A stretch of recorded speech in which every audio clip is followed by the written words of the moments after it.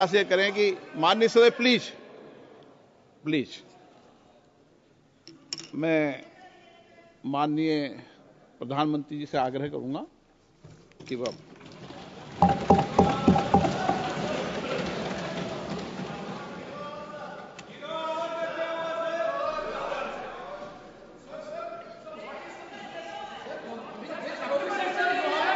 माननीय अध्यक्ष जी, please please मैं बताता हूं, अभी मैं बताता हूं, प्लीज बताता हूं मैं, प्लीज प्लीज प्लीज माननीय अध्यक्ष जी, माननीय अध्यक्ष जी, मैं प्रयागराज में हुए महाकुंभ पर वक्तव्य देने के लिए उपस्थित हुआ हूं।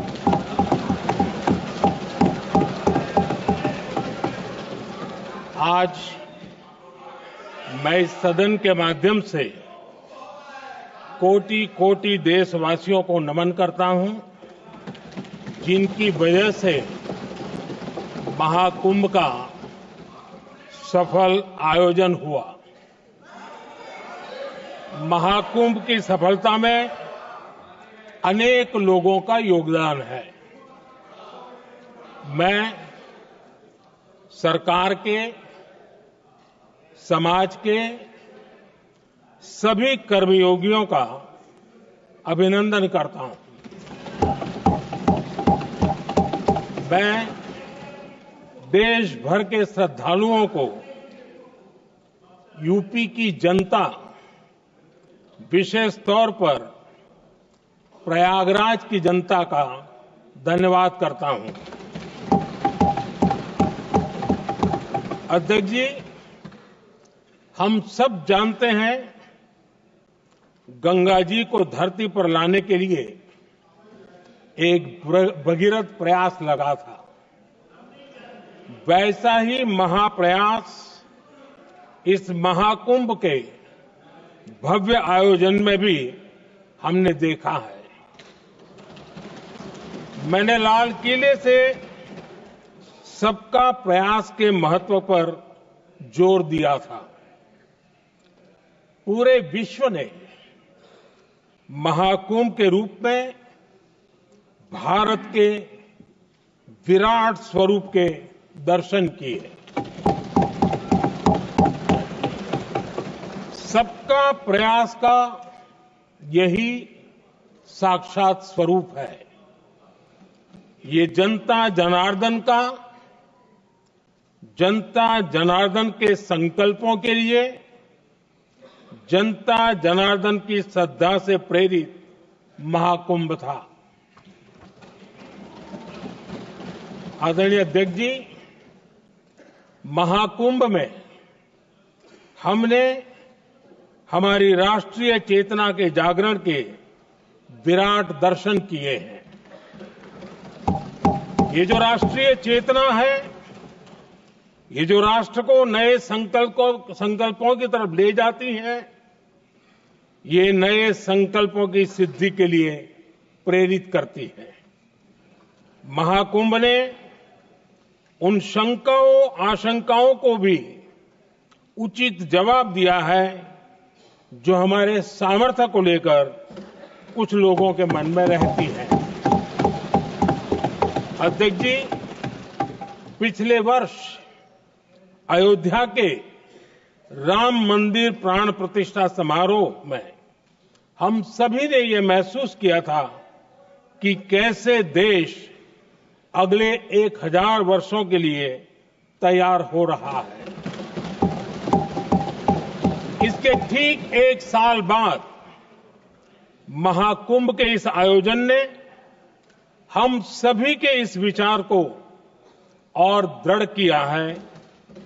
देश की ये सामूहिक चेतना देश का सामर्थ्य बताती है। किसी भी राष्ट्र के जीवन में, मानव जीवन के इतिहास में भी अनेक ऐसे मोड़ आते हैं जो सदियों के लिए, आने वाली पीढ़ियों के लिए उदाहरण बन जाते हैं। हमारे देश के इतिहास में भी ऐसे पल आए हैं जिन्होंने देश को नई दिशा दी, देश को झकझोर कर जागृत कर दिया। जैसे भक्ति आंदोलन के कालखंड में हमने देखा कैसे देश के कोने कोने में आध्यात्मिक चेतना उभरी।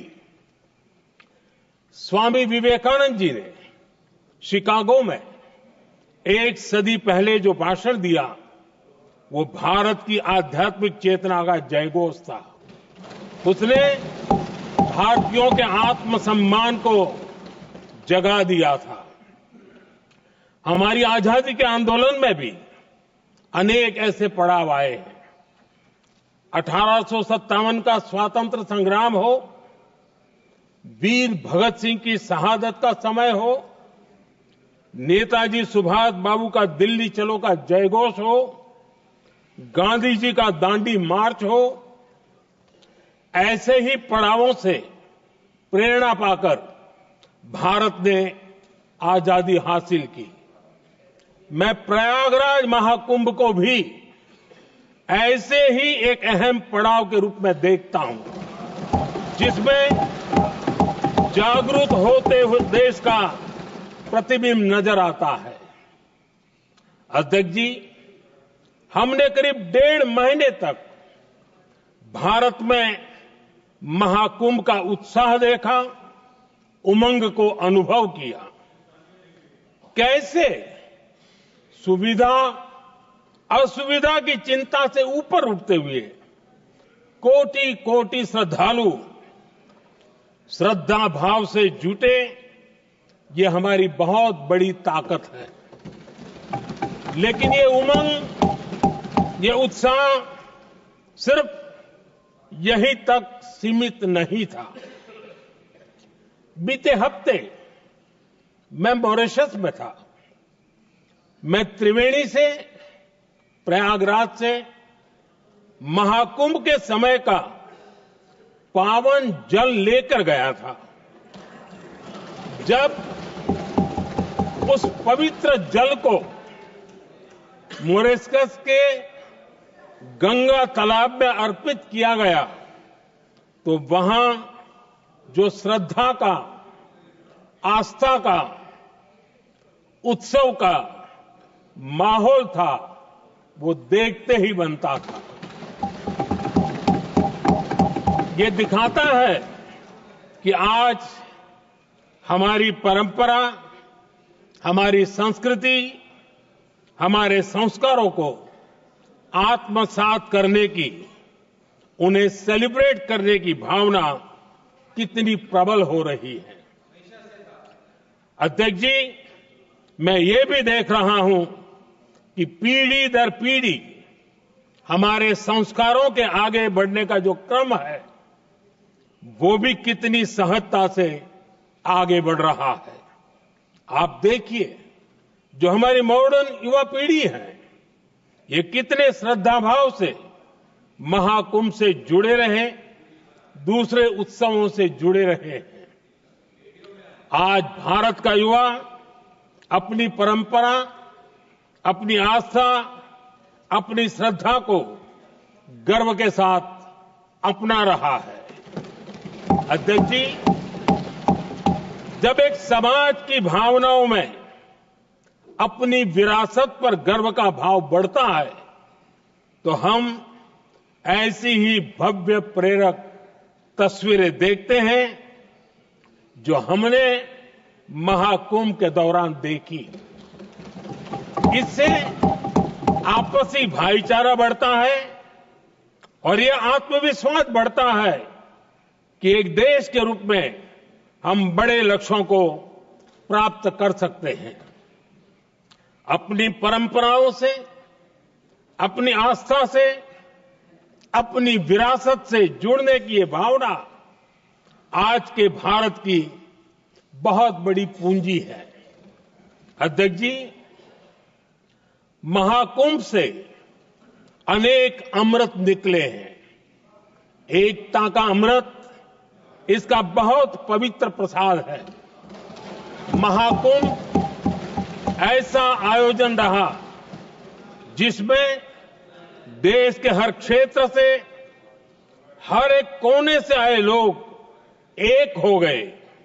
लोग अहम त्याग कर वयम के भाव से, मैं नहीं हम की भावना से प्रयागराज में जुटे। अलग अलग राज्यों से लोग आकर पवित्र त्रिवेणी का हिस्सा बने। जब अलग अलग क्षेत्रों से आए करोड़ों करोड़ों लोग राष्ट्रीयता के भाव को मजबूती देते हैं तो देश की एकता बढ़ती है। जब अलग अलग भाषा बोलियां बोलने वाले लोग संगम तट पर हर हर गंगे का उद्घोष करते हैं तो एक भारत श्रेष्ठ भारत की झलक दिखती है, एकता की भावना बढ़ती है। महाकुंभ में हमने देखा है कि वहां छोटे बड़े का कोई भेद नहीं था। ये भारत का बहुत बड़ा सामर्थ्य है। ये दिखाता है कि एकता का अद्भुत तत्व हमारे भीतर रचा बसा हुआ है। हमारी एकता का सामर्थ्य इतना है कि वो भेदने के सारे प्रयासों को भी भेद देता है। एकता की यही भावना भारतीयों का बहुत बड़ा सौभाग्य है। आज पूरे विश्व में जो बिखराव की स्थितियां हैं, उस दौर में एकजुटता का ये विराट प्रदर्शन हमारी बहुत बड़ी ताकत है। अनेकता में एकता भारत की विशेषता है, ये हम हमेशा कहते आए हैं, ये हमने हमेशा महसूस किया है और इसी के विराट रूप का अनुभव हमने प्रयागराज महाकुंभ में किया है। हमारा दायित्व है कि अनेकता में एकता की इसी विशेषता को हम निरंतर समृद्ध करते रहें। अध्यक्ष जी, महाकुंभ से हमें अनेक प्रेरणाएं भी मिली हैं। हमारे देश में इतनी सारी छोटी बड़ी नदियां हैं। कई नदियां ऐसी हैं जिन पर संकट भी आ रहा है। कुंभ से प्रेरणा लेते हुए हमें नदी उत्सव की परंपरा को नया विस्तार देना होगा। इस बारे में हमें जरूर सोचना चाहिए। इससे वर्तमान पीढ़ी को पानी का महत्व समझ आएगा, नदियों की साफ सफाई को बल मिलेगा, नदियों की रक्षा होगी। अध्यक्ष जी, मुझे विश्वास है कि महाकुंभ से निकला अमृत हमारे संकल्पों की सिद्धि का बहुत ही मजबूत माध्यम बनेगा। मैं एक बार फिर महाकुंभ के आयोजन से जुड़े प्रत्येक व्यक्ति की सराहना करता हूं। देश के सभी श्रद्धालुओं को नमन करता हूं।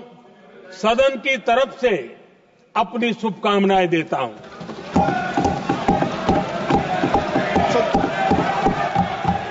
नियम 372